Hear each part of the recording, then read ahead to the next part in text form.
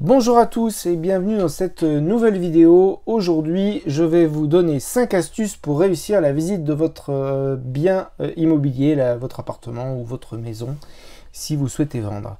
Donc, première astuce, dépersonnaliser au maximum. C'est-à-dire, si vous êtes fan de chasse à courre, on enlève les têtes de biches ou de cerfs accrochées au mur. Si vous êtes un champion de tennis et que vous avez des étagères pleines de médailles, de trophées, on épure un peu de manière à ce que les acheteurs puissent se projeter au maximum. Deuxième point, ranger et nettoyer. Bon, évidemment, le nettoyage, c'est la base, mais le rangement aussi, de manière à ce que les pièces ne soient pas trop encombrées et qu'on puisse se projeter, qu'on puisse bien évaluer les volumes.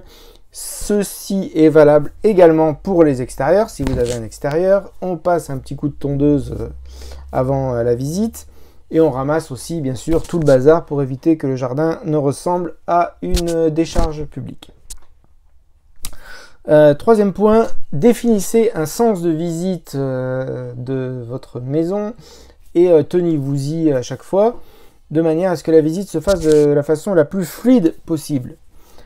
Pour éviter par exemple les allées-venues entre l'étage, le rez-de-chaussée, le garage, voilà, de manière à ce que vraiment la visite se fasse naturellement.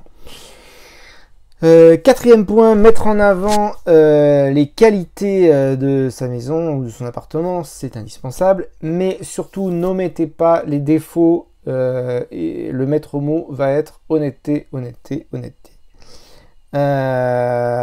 Et même je dirais, les défauts, n'hésitez pas à les donner dès le contact téléphonique que vous avez parce que vous allez peut-être éviter des visites inutiles.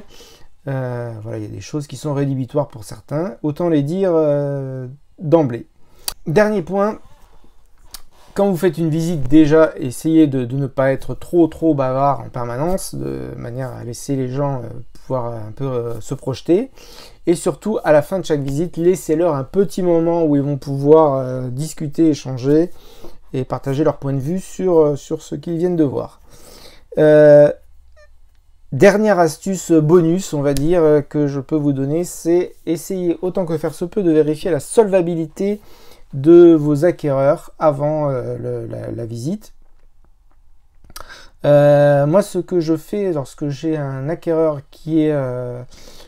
qui compte passer par un prêt immobilier, je les envoie directement chez le courtier avec lequel je travaille, qui est la centrale de financement, et c'est une bonne chose qui permet à la fois pour l'acquéreur de savoir exactement quel est le budget qu'il peut consacrer à son projet, et pour le vendeur, ça lui permet de pouvoir se lancer dans un compromis sans avoir peur que ça capote en cours de route. Voilà, donc effectivement, quand on est professionnel, c'est plus facile de vérifier la solvabilité que quand on est un particulier. Mais c'est pourtant quelque chose qui est très importante. Voilà, j'espère que ces petites astuces vous auront été utiles. Et je vous dis à bientôt pour une nouvelle vidéo.